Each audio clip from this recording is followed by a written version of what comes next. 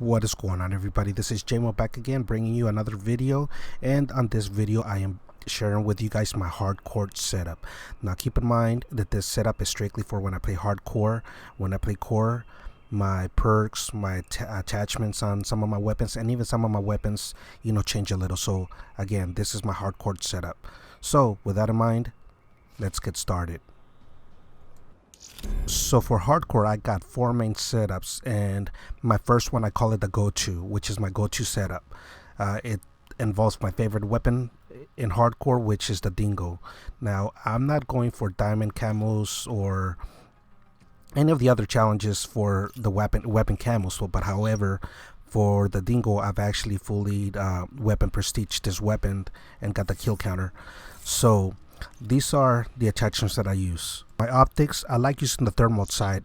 The reason I use it is because it makes it easier for me to be able to see my enemy, and it also goes perfect with my tactical smoke grenade that I use, which I'll explain later.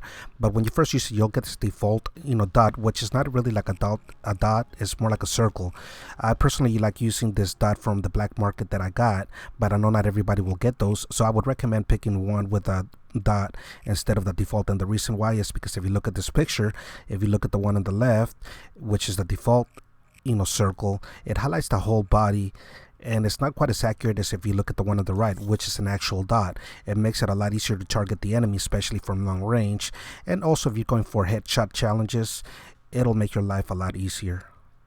Okay, now let me go over other attachments. Now rapid fire is a good attachment though, but in hardcore I've noticed that for me it didn't really make much of a difference. You only get a 6% fire rate increase, and in hardcore all you need is 1 or 2 shots to kill the enemy with a dingo. So rapid fire, I didn't really notice that it was helping me get any more kills or helping me win any more gunfights, so I'm not really using that one.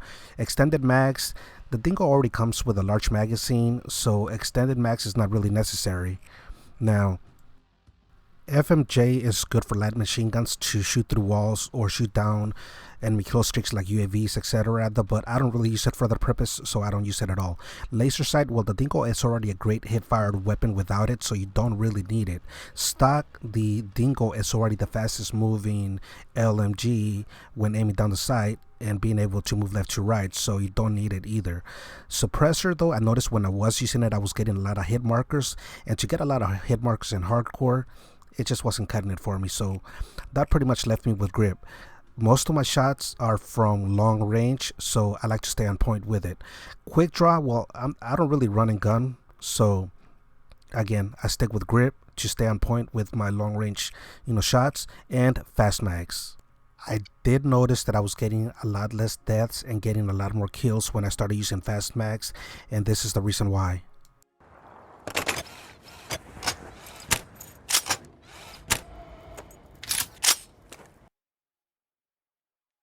So as you see, it's a 3-second difference, and in Call of Duty, especially in hardcore, 3 seconds is a long time. So that's it for my attachments onto the rest of my setup. The black cell is a must for me because it helps me to take down those UAVs and counter UAVs, for one, to get those extra points to get to my score streaks a lot quicker. But taking UAVs in hardcore is a lot more important than core. Also, the trip mine, I love using the trip mine. If used correctly and placed correctly, you'll be able to get a lot of kills. The smoke screen. The smoke screen you can use in so many different ways, but it goes perfect with my thermal because I'm able to shoot through it, and it allows me to see my enemies where they won't be able to see me. There's another thing that you can use with the smoke that not too many people really know about, and this is it right here. Deploy a UAV. I just called the UAV, and by the way, I'd like to thank keffnutz for helping me out with this demonstration. But as you see him, he was showing on the radar when the UAV was called and it was being scanned, but as soon as he went through the smoke, or inside the smoke I should say, he disappeared off my UAV. So the smoke can help you disappear and take cover from a UAV. Also, look what happens when I call in a wraith. As it's coming in, he's gonna throw in the smoke grenade, and look what happens. The wraith is not going to be able to see him. You can also shoot your weapon in the middle of the smoke, and it's also not going to show on the enemy's UAV. As you can see, he just threw a second smoke grenade, and he's firing. As you can see, he's not showing on the UAV, or on the mini map I should say.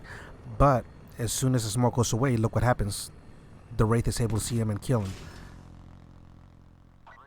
So for my perks, I'm going to go through it fairly quickly. I love getting to my specialist and to my kill streaks quicker, so I love using overclock and I love using anti-up to get to them quicker. Now my third and final perk, and probably my favorite one of them all, is awareness. Awareness is pretty much for me what helps me get more kills and die a lot less. I know that it was recently nerfed, but the nerf didn't really affect the loudness of the footsteps.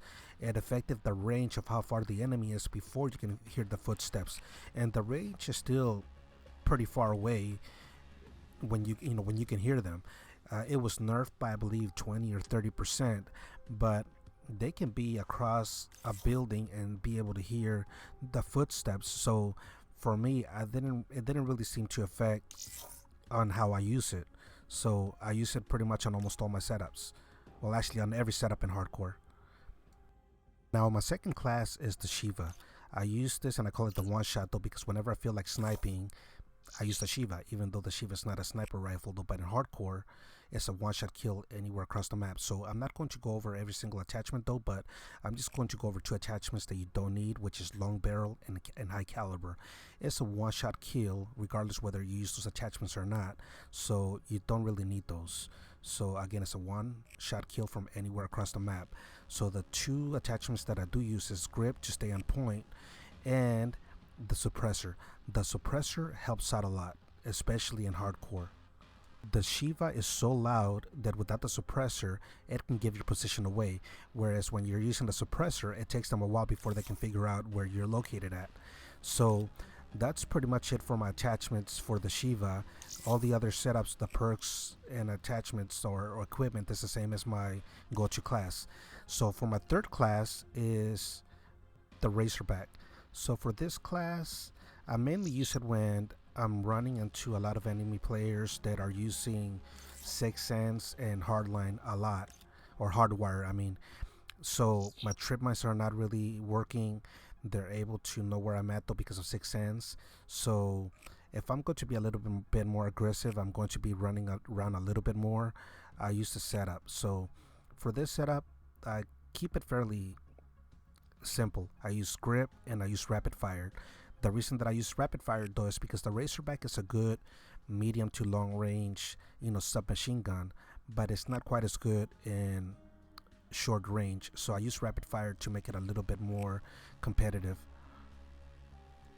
Now for my perks and equipment, I don't really use trip mines on this one though, because if they're using hardwire, they're not going to do anything for me. So I don't use that, and I don't use smoke screen.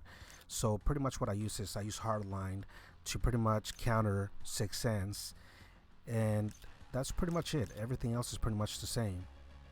So that's it for my third class. So for my fourth and final class, setup, I use mainly for the map Redwood, and really it's the same as my go-to setup, but the only thing that I end up using differently on this one is engineer. So in order to get engineer, I had to pretty much sacrifice fast mags and the smoke screen so that I can get the wild card, so that I can get 2 perks on the perk 3 tier. So that's pretty much it. And the reason that I use engineer for the map Redwood is because when they call UAVs or wraiths or anything that I need to shoot up in the air, it makes it very difficult to see through the trees. So engineer definitely will help me be able to see through those trees and be able to shoot them down. But again, that's pretty much it for all my setups. I hope you guys find it helpful.